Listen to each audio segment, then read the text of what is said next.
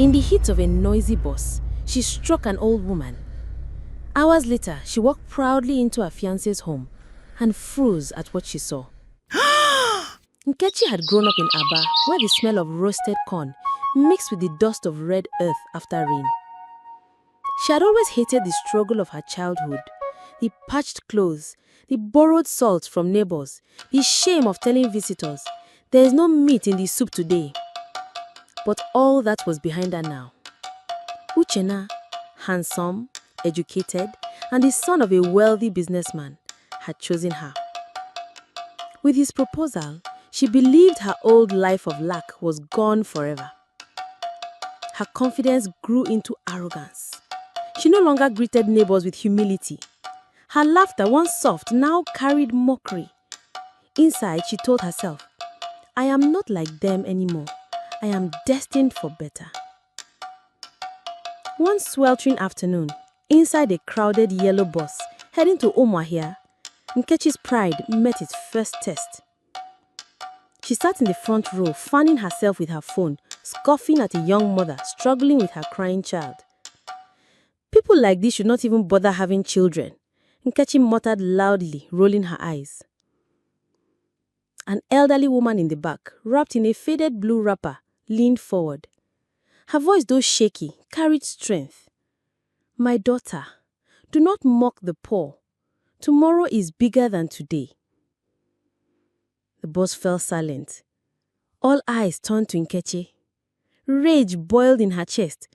Who was this wrinkled woman to correct her in public? Before reason could catch her hand, slap! The old woman's head jerked to the side, her cheeks stinging red. Gasps rippled through the bus. The woman's trembling fingers touched her face as tears welled up in her eyes.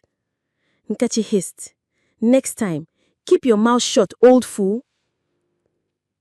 The bus froze in heavy silence. The old woman only said one thing. "You will remember this hand, my daughter. Oh, you will remember." Nkechi laughed and looked away.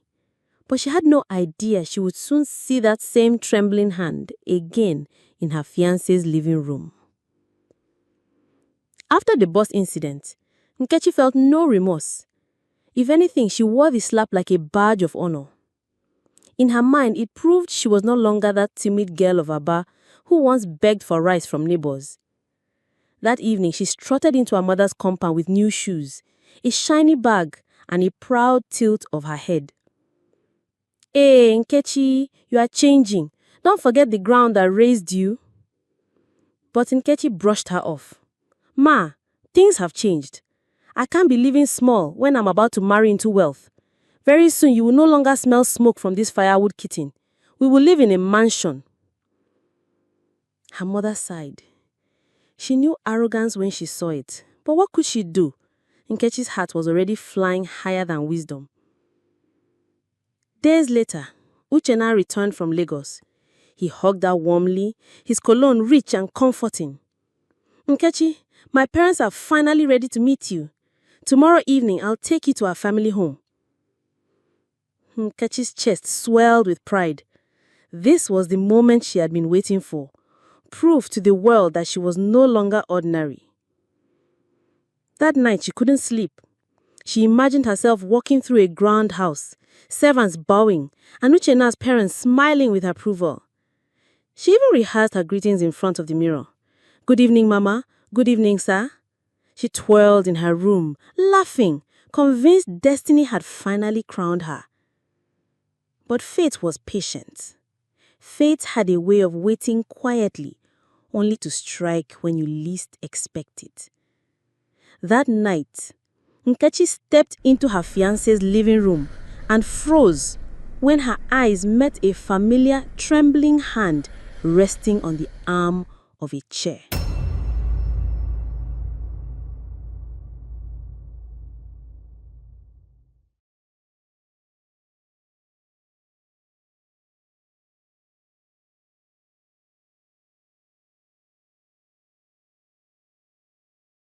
"There's one more thing," Uncle Jide whispered, his voice barely audible above the howling wind outside. Emeka looked up from the glowing token, his heart already heavy with dread. How many more secrets could this night hold? Uncle Chidi's hands shook as he reached into his pocket one final time. What he pulled out made Emeka's world collapse entirely. A faded photograph of two young men, arms around each other's shoulders, smiling at the camera. But it wasn't just any photograph. "Your father and I weren't just business partners, Emeka," Uncle Chidi said, his voice breaking. "We were brothers, real brothers." Emeka's vision blurred. That's impossible. Papa never mentioned." "Look at the photo, son." Uncle Chidi placed it in Emeka's trembling hands. "Look closely." As Emeka stared at the image, the resemblance became undeniable. The same eyes, the same jawline, the same stubborn set of the mouth. His father and Uncle Chidi shared more than friendship. They shared blood. "We had different mothers," Uncle Chidi explained, tears streaming down his face. "Your grandfather was a man who loved many women. When we were young, we promised each other that we would never let the circumstances of our birth divide us. We swore to build something together, to be the brothers our father never allowed us to be openly." Emeka's chest felt like it was caving in. You're my real uncle, my father's actual brother."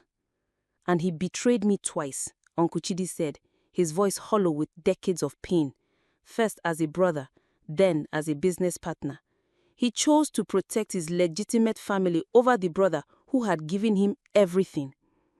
The implications crashed over Emeka like a flood. This wasn't just about business anymore. It was about family, about blood, about a man who had denied his own brother to protect his son's inheritance. "Why didn't you tell me this before?" Emeka asked, his voice cracking. "Because I foolishly hoped that your father had at least told you about me, that somewhere in his heart he had planned to make things right." Uncle Chedi's laugh was bitter as dried leaves. But even on his deathbed, he chose silence over truth.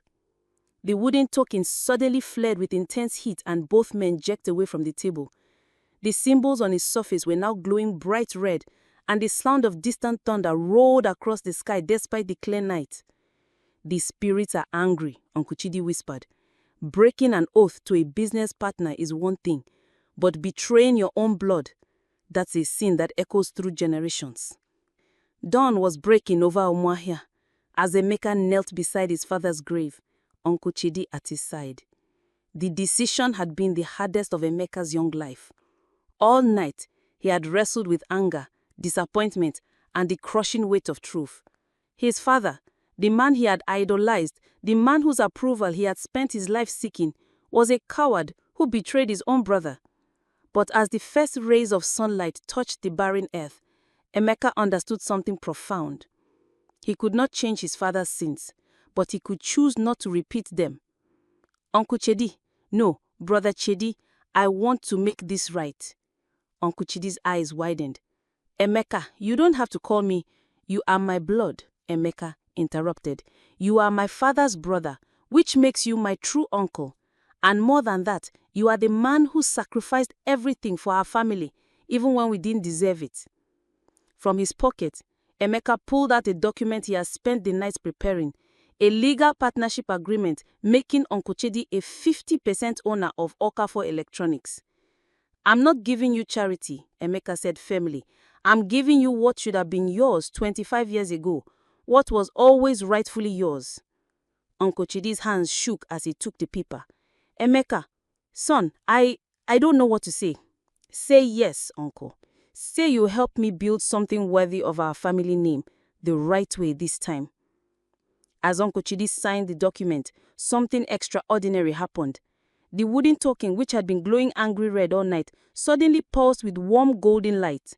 The oppressive feeling that had hung over them like a curse began to lift. But the real miracle came when they looked down at the grave beneath their feet. Green shoots were pushing through the cracked earth. Not just grass, but flowers, beautiful wildflowers in colors of gold and red. As they watched in wonder, the barren plot transformed into a garden of stunning beauty, more lush and vibrant than any other grave in the cemetery. "Look," Uncle Chidi whispered, pointing to the headstone. There, carved into the stone as if by invisible hands, New words had appeared beneath Chief Nnamdi Okafor's name. Beloved father and brother, his promise fulfilled. Tears streamed down both men's faces as they embraced beside the blooming grave. Around them, other families visiting their loved ones stopped to stare in amazement at this sudden transformation. Your father's spirit is free now, Uncle Chidi whispered, and so are we. In the months that followed, Okafor Electronics flourished like never before. With Uncle Chidi's experience and Emeka's fresh ideas working in true partnership, they expanded to 3 locations. The curse was broken, but more importantly, a family was reunited.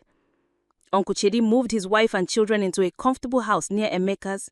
They shared Sunday dinners, holiday celebrations, and the deep joy of belonging. Emeka had not just gained a business partner, he had gained a father figure who loved him without the burden of guilt and secrets. And every Sunday after church, both men would visit the grave that had been barren, but now bloomed eternal, reminding all who saw it that some promises transcend death, and that the bonds of blood and brotherhood, once broken, can be made even stronger when we build on truth and sacrifice. The women who once whispered about creches now spoke in hushed, reverent tones about the miracle of the blooming grave. Children would come to see the beautiful flowers and ask their grandparents to tell them the story of the oath that was finally kept.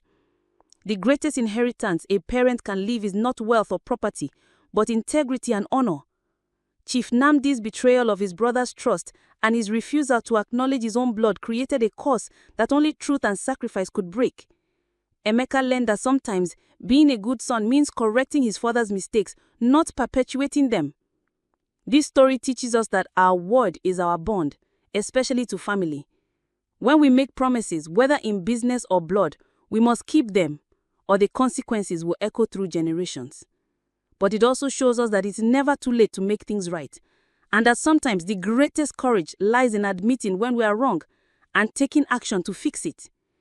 This story reminds us that our reputation is built not on what we promise, but on what we deliver. If this tale of brotherhood, betrayal, and redemption moved your spirit, share it with someone who needs to remember that family bonds are sacred and broken promises can always be mended by those brave enough to honor them.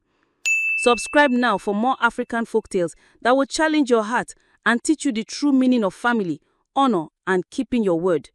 What promise in your own life needs to be fulfilled? There's more, isn't there? Emeka's voice was barely a whisper.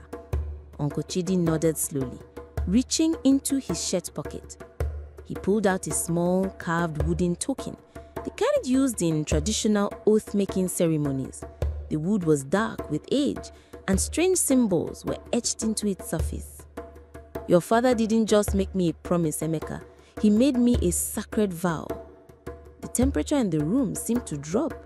Emeka had heard stories of such oaths, binding agreements witnessed by the spirits themselves, impossible to break without consequence. It was during the drought of 1998, Uncle Chidi continued, his voice growing distant. The business was dying. We had no money, no customers, no hope. I came to your father with the last of my savings, 20,000 naira I had hidden in my mattress, money meant for my daughter's school fees. Emeka's chest tightened. He remembered that drought, remembered being hungry, remembered the fear in their parents' voices late at night. Your father was crying when I gave him that money, Uncle Chidi said.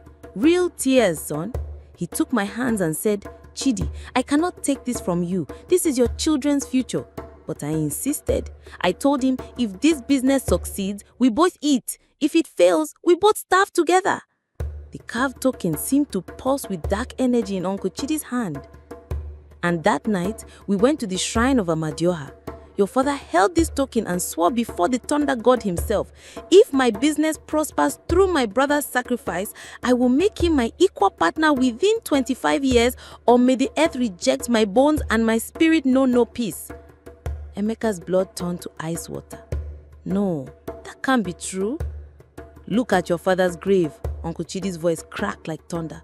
Look at it, Emeka. Look at it. Even the grass knows the truth. The wooden token suddenly felt hot in Uncle Chidi's hand, and both men watched in horror as the symbols on its surface began to glow with a faint red light.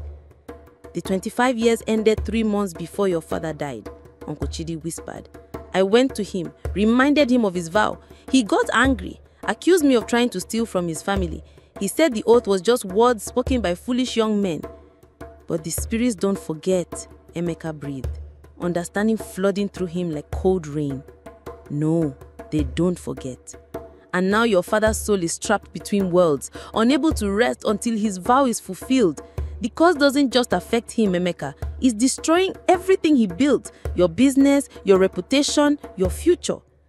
As if summoned by their words, a wind rose outside, hot and dry, despite the evening hour. The wooden token in Uncle Chidi's hand grew hotter, and suddenly, the light in Emeka's house began to flicker. What do I have to do? Emeka asked, though he already feared the answer. Uncle Chidi set the burning token on the table between them, where it continued to glow like a small ember. Half the business, he said, simply. Half of everything, the shop, the profits, the debts, the future. Just as your father promised. Emeka's mind reeled. Half the business meant half his inheritance, half his security, half his future. The shop was all he had left of his father, the only thing standing between him and poverty. But Uncle Chidi, Emeka's voice shook. If I give you half, what will I live on? The business is already struggling. People say I'm cursed. If we split everything, then we both struggle together, just as I struggled alone for 25 years while your father prospered. The older man's words hit Emeka like physical blows. For the first time, he truly understood what Uncle Chidi had sacrificed. 25 years of loyalty, of waiting, of believing in a promise that seemed increasingly hollow with each passing year. I'm not a greedy man, Emeka, Uncle Chidi continued, his voice soft but firm. I don't want to take everything from you. I just want what was promised. Recognition, respect, a chance to provide for my family in my old age. Emeka stared at the glowing token, his heart torn between loyalty to his father's memory and the growing realization that his father had been wrong. Terribly, shamefully wrong. There's something else you need to know, Uncle Chidi said quietly. He pulled out another paper, this one newer, official looking. The loan sharks I borrowed from, they are not ordinary money lenders. They are connected to some very dangerous people. Emeka's blood chilled. What are you saying? I'm saying that if I don't pay them back by next Friday, they won't just take my house. They'll come looking for other sources of repayment, and the only other asset connected to me is the business I helped build, your father's shop. The implication hit Emeka like a thunderbolt. If Uncle Chidi couldn't pay, the dangerous men would come after the electronics shop. They would destroy everything, regardless of who owned it legally. So you see, Uncle Chidi said sadly, this isn't just about honoring your father's oath anymore. It's about survival for both of us. Outside, the wind grew stronger, and somewhere in the distance, Emeka could swear he heard the sound of his father's voice calling out in anguish from beyond the grave. The token pulsed brighter, and both men knew that time was running out. Emeka faces an impossible choice: honor his father's sacred oath and risk everything, or break the vow and face the wrath of both spirits and dangerous men. But the most shocking revelation is yet to come, because Uncle Chidi has been hiding one final secret that will change everything Emeka believes about family, loyalty, and the true price of broken promises. Continue to part 3 to discover the devastating truth that will either save them both or destroy them forever.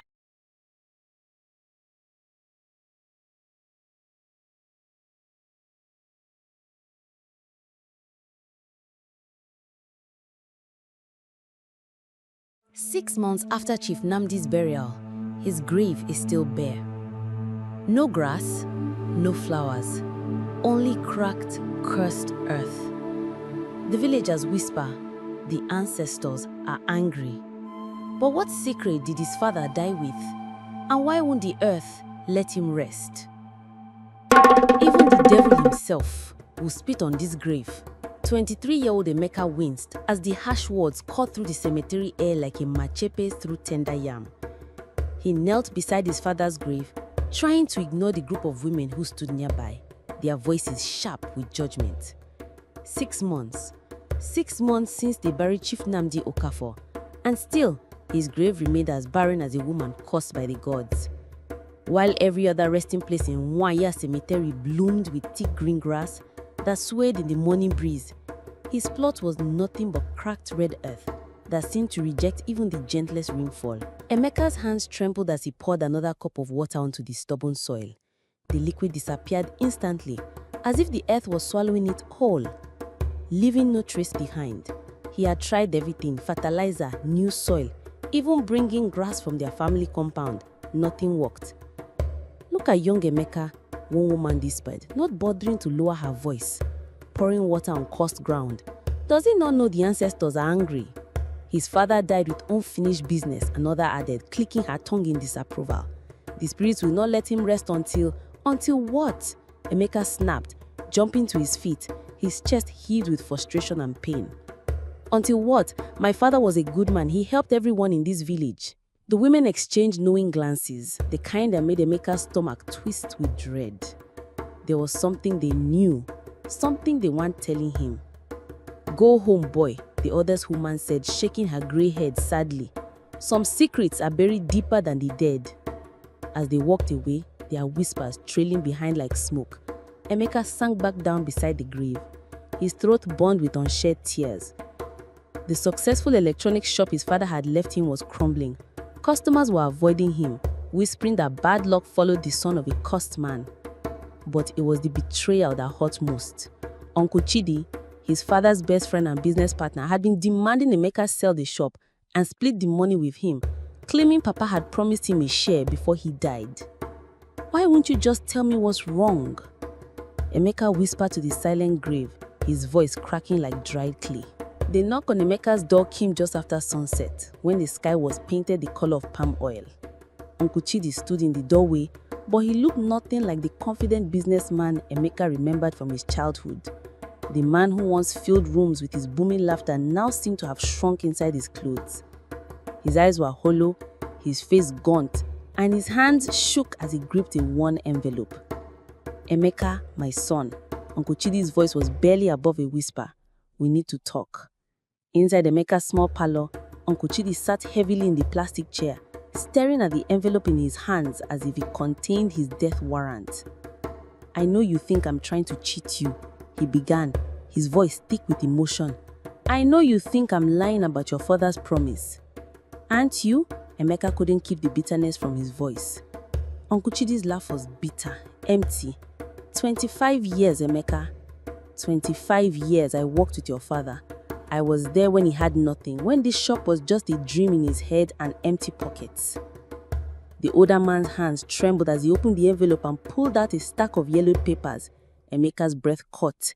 They were bank receipts, loan documents, business permits, all bearing both his father and Uncle Chidi's names. "I put my life savings into this business," Uncle Chidi continued, tears now flowing freely down his cheeks. "I sold my father's land, borrowed money from loan sharks, and even pawned my wife's gold jewelry. Your father promised, he swore on his mother's grave, that when the business was established, he would make me an equal partner." Emeka's world tilted. But you were just an employee." "An employee?" Uncle Chidi's laugh was sharp with pain. "Son, I never was an employee. I was an investor who trusted his best friend's word. For 25 years, I believed that promise. I watched your father buy big cars, build a fine house, send you to university, all from our business, and I waited." The paper scattered as Uncle Chidi's hand shook harder. "The loan sharks are coming for me, son. Next week, they'll take my house, the only thing I have left. My wife has to sell akara on the roadside just to buy rice." The truth is about to get even more shocking. If you think you know where this story is going, think again. Hit that subscribe button right now, because what Uncle Chidi reveals next will change everything he thought he knew about his father and the real reason that grave won't grow grass.